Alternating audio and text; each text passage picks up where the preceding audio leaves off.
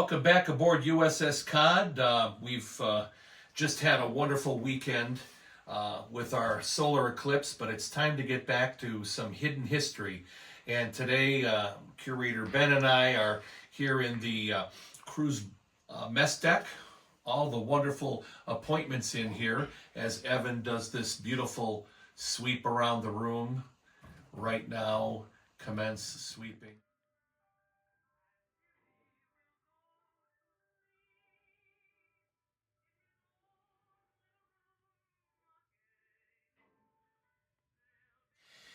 But like everything on a fleet submarine, compartments serve multiple purposes. In addition to the 24 men that would be fed in here at a time, we have the batteries below, we have the cold storage, and of course, if you want to know what the fleet submarine cold storage and freezer looks like, refer back to our earlier video. But today we're going to talk about the Submarines magazine, and we have some great pictures. Both World War II and our reenactors looking very accurate. In fact, we have that picture over there on the bulletin board that Evan's going to insert a close-up here. Suffice to say, this isn't the only place we have things that go boom and bang. There is a small arms locker. Control room. Okay. Forward into the control room. What's that for? I mean, how does that differ than these?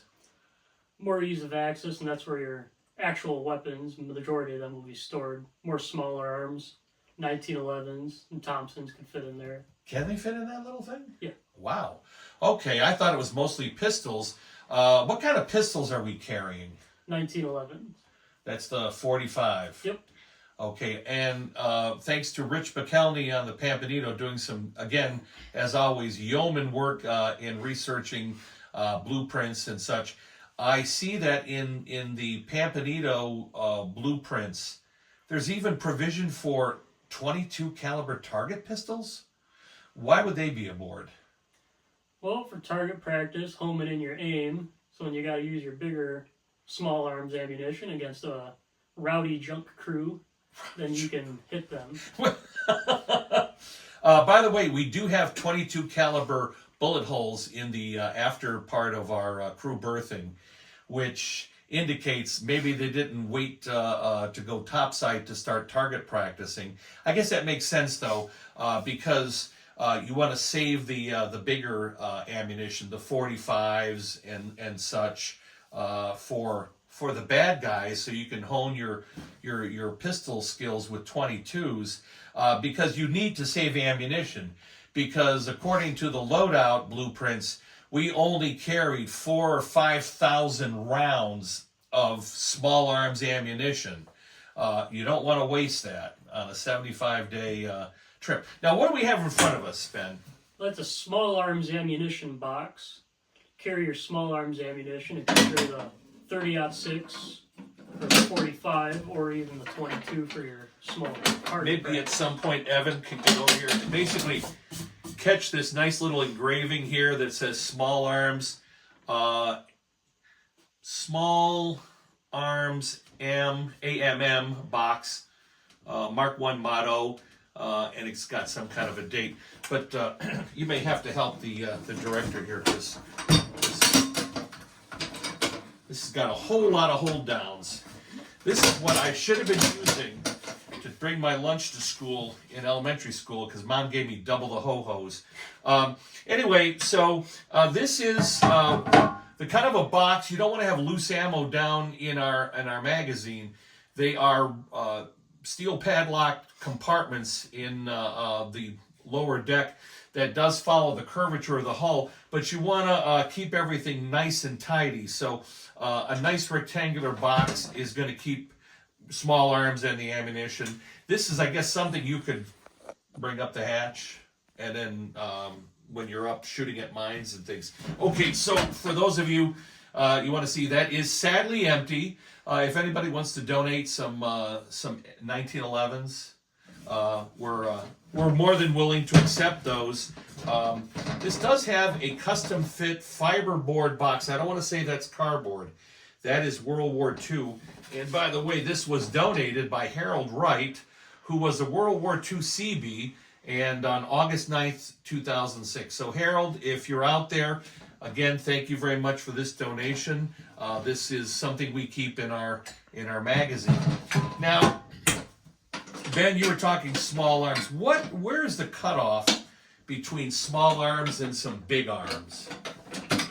Well, I'd say once you're reaching the 20 millimeter range, you're getting into the bigger arms. 20 millimeter. Now, that is the famous 20 millimeter Oerlikon, right?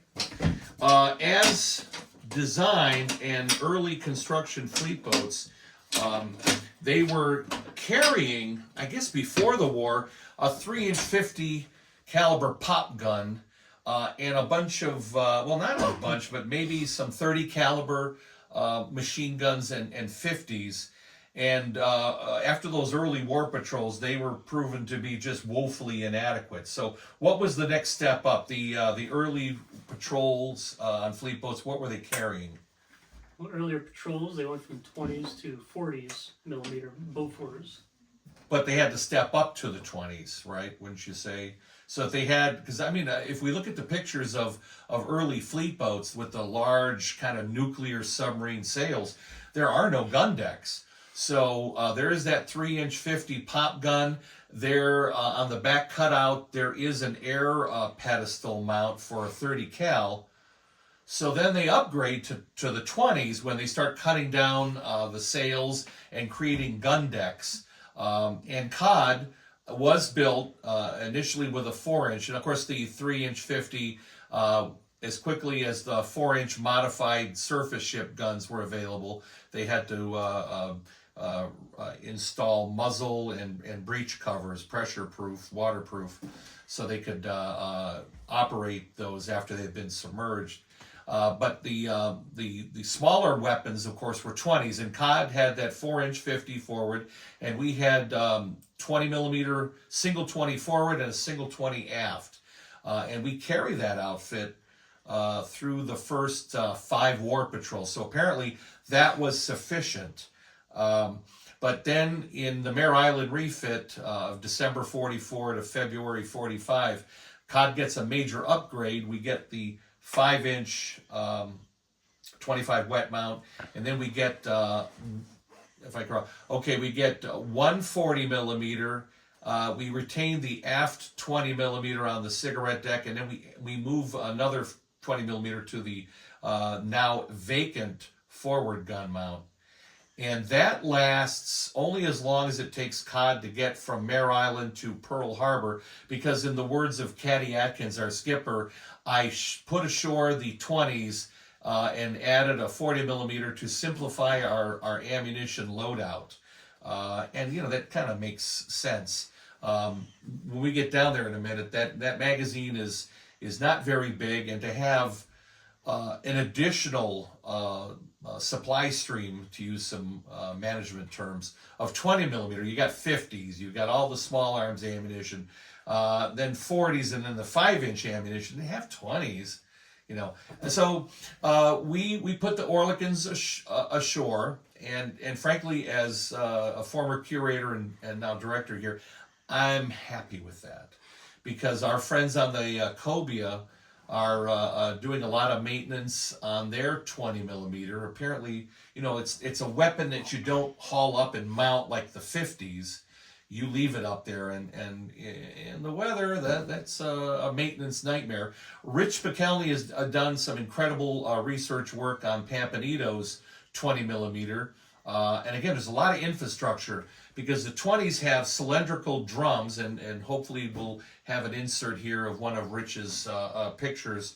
But you've got these clock mechanism, spring-wound drums that we might have had 10 or 12. You have to put the 20 millimeters. And I'm going to hold my fingers up like this. A 20 millimeter is about 6 inches long.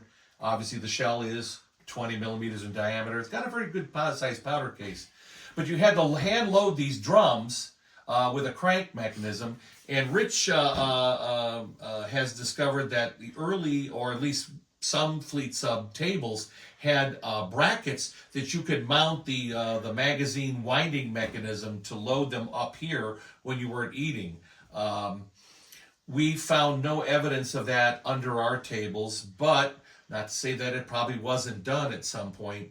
But there's a whole lot of infrastructure. Now down there, we have, I think what I believe some brackets for spare 20 millimeter barrels. But then we put those ashore and upgrade to the Bofors. Now, what do we got here? We have the head of a Bofors, a singular 40 millimeter Bofors, and then the clip that would all go inside, top loaded on the gun. Okay, so you hold that up so our viewers can see that. So these are the clip of 40. So they came in 4-round clips.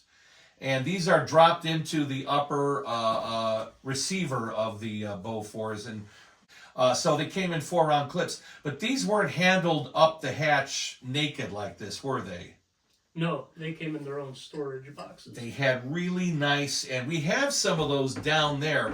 They're nice rectangular cans, and I believe they will hold maybe 4 or 5 clips. So you've got 20 rounds in those cans, and those are hauled up the after battery hatch. They won't fit in the ammo scuttle overhead. That's just for the main caliber rounds.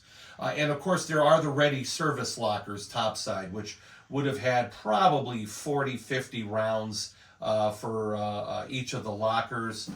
And of course, we have the main battery, the main gun ready service locker with 10 rounds. We'll talk about that. Now, does this come apart here? Did we see somebody playing? Oh, this is demilled, right? Yep. Ow. See, let's hope it's demilled. Okay, so that would be the fuse, right? Correct, and any sort of And this is the filling. This is the filling cavity, and this little thing here would be the plug for the. Would they all have had tracers? No, some would differ. Some would have tracers in them. Some wouldn't. All right. We have some great footage of us shooting our 40s at the bad guys, but I would not want that coming my way. Absolutely not. So down below in the magazine, we have a 5-inch 25 training round, and Ben is going to get below, and he's going to kind of toss that up to us, because it only weighs, 74 pounds? Anyway, well, I've sit on my butt long enough. Let's get down into the magazine. So, Evan, why don't you just kind of tilt down, show people where we're going.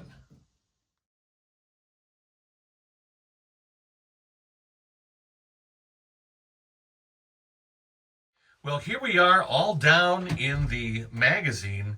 I'm standing in the forward main gun storage room. By the way, in the Cold War, when fleet submarines lose their deck guns, this facility down here is converted in many boats into a sonar room, which it's very cramped right here. But if you remove all these little partitions, this actually becomes a rather substantial room. Suffice to say, we are World War II, and we don't want to open this up because it's just so valuable for artifact storage. And let me tell you, this is artifact storage. One of the things we do have down here is this tote for pistols. The 1911. The 1911. So this will carry 6 1911s in this wonderful little tote with these leather straps so they don't fall out. We put some neat's foot oil on this a few years ago. It may need some more conservation and treatment, but that's how you brought up a party load of pistols. We have that. This would have been in the small arms locker. Small arms locker. Well, because we use the small arms locker for our electrical spares, we're replacing more fuses than shooting people these days. But that could change. Anyway, so that's there. Also, we got three guys. Well, one big old guy, and then 2 modern, healthy guys. They put Japanese prisoners down here. They'd strip them naked topside, and literally, and when we get out, Evan can shoot some B-roll here. They had Japanese prisoners down here. And it's crazy as it seems, the padlocks on the doors kept them out of mischief. But that's a subject for another program, how COD handled POWs. But so down here we've got 50 cal. So show us, that's a 50 cal box right there. And those are Madus 50 cal bullets. And we had about, as I recall, now the fleet sub loadout is 4, but I'm told COD had 6 50 cals. That's pretty impressive. By the way, we do keep Navy leg irons in here, more as a reference to the Japanese prisoners. But anyway, what are some of the other fixtures we see on the wall here? You want to kind of point those out? This fixture here will be holding for either your Grands or 1903 Springfields would be stored there. And behind you here is what we expect to have barrel storage for the 20 millimeters. Now, a 20 millimeter barrel is kind of long. It's about 5 feet, I think. Very, very, or we're not sure because it could be the barrel, a storage, or it might be the ramrod to clean out the 5-inch or the 4-inch. Remember, this thing had a 4-inch, and that was a long barrel, 4-inch 50 cal. These little bins along the wall here, we're going to have Evan pan down again, that we are keeping the 50 cals in. This is where those 20 millimeter drums would have been stacked in that little trough. And, of course, the ladder we used to come down. Right next to you there, Evan, pan to that wonderful ladder with the beautiful color-coordinated kick plate. Now, the room down here, they carried about 100 rounds minimum of 5-inch. And in here, stacked in, of course, the Mark II or Mark III cans. So they were in cans, and the cans with the 74-pound shell inside would have been manhandled up. This is a 5-inch 25 training round, so it's the same size, weight, and balance as the real thing. We keep it out here because it's a pain to move around. But now this would have been in a can with a round lid on the top, and these cans would have been passed up through there by strong young guys like Ben. And then once up on the mess deck, they would be shoved up through the ammo scuttle. But it's probably another subject for another day. But yeah, so Ben, that's not easy to move, so I'm not going to ask you to move it. But suffice to say, from here up, this is what's going down range, and the rest is the powder canister. So that's a whole lot of whoop ass to be sending down range. Those would be stacked in cans, basically cheek to jowl in here. This would have been, from my understanding, which isn't open because it's the shipkeeper's special locker. I heard some moaning and screaming the other day coming from in there. I don't know what's going on. And there's that bad smell, which might be Evan. But anyway, so this is cans of 40, which we have a couple cans of 40, but we're using them as legs for our table. And then, of course, right behind Evan is the other large caliber. So, Ben, why don't you go ahead and open that for him?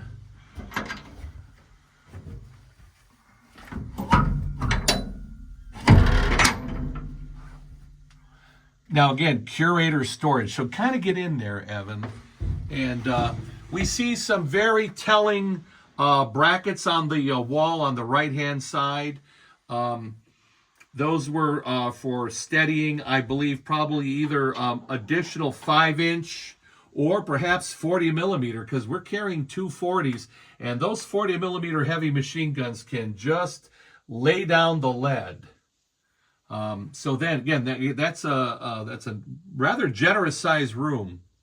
But with all this ammunition down here, you want to maintain a certain temperature and humidity. And in fact, if you look at a fleet submarine deck log, there is a notation every watch, ammunition temperature inspected, within parameters, because that was so important. You didn't want to have your ammunition too hot. And in the event fire was an issue, and we do have batteries, and there's no end of sources for fire.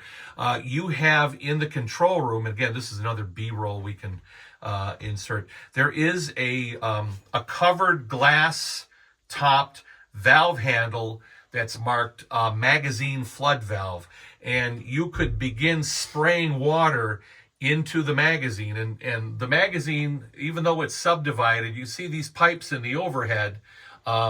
This carries the flood water to flood up the magazine in the event of a calamity, which we never want to do here because it is the curator's storage. But we've got a little insert of showing the little holes at the tops. Why wouldn't those holes be on the bottom? Well, you want to flood top to bottom. Right, but I mean, up to coming down. On the bottom of the pipe. So it sprays outward, fills it from the top to the bottom. If it fills from the bottom, you might have your air trapped. In addition, it'll cover more ground, if you will, for extinguishing a fire.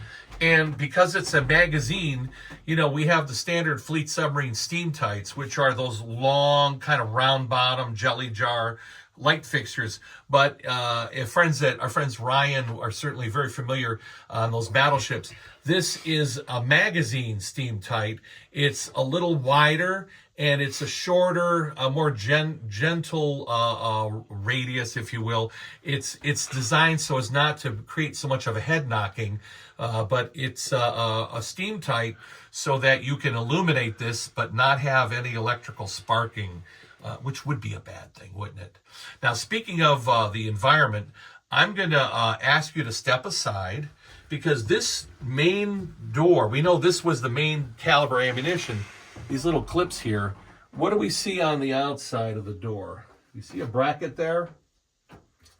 Yep.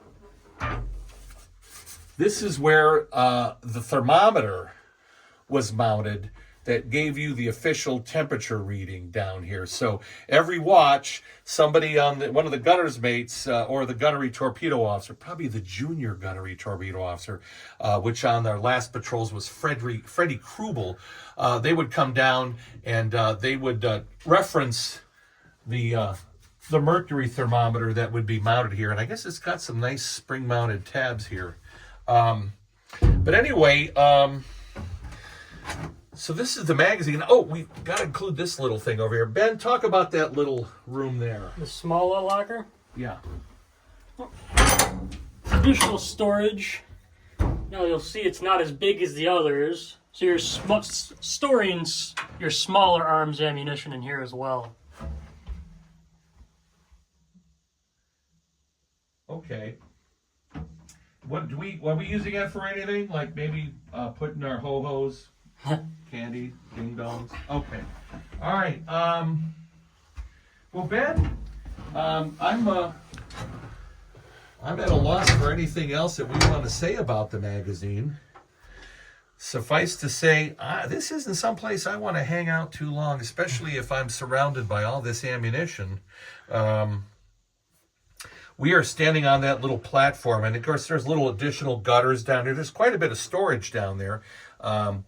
We have an old USS Cod logo poster sitting there. Again, that's, this is the basement. It certainly is the place you stick things that you don't know what to do with. And over in here, you certainly can see the curvature of the hull, which, trust me, it's here. Everything is lined with cork.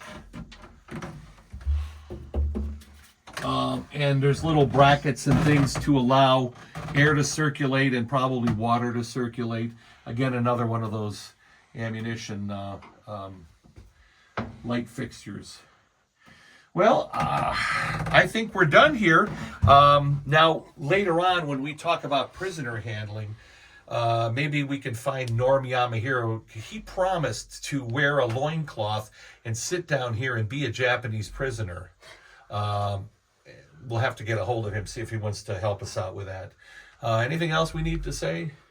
Not that I can think of. Suffice to say, I don't want to shove 74-pound shells out of here rapid fire like they would have. So remember, hit the like, subscribe, the notification bell, and we'll be back with more hidden history and other interesting content. Thanks for joining us.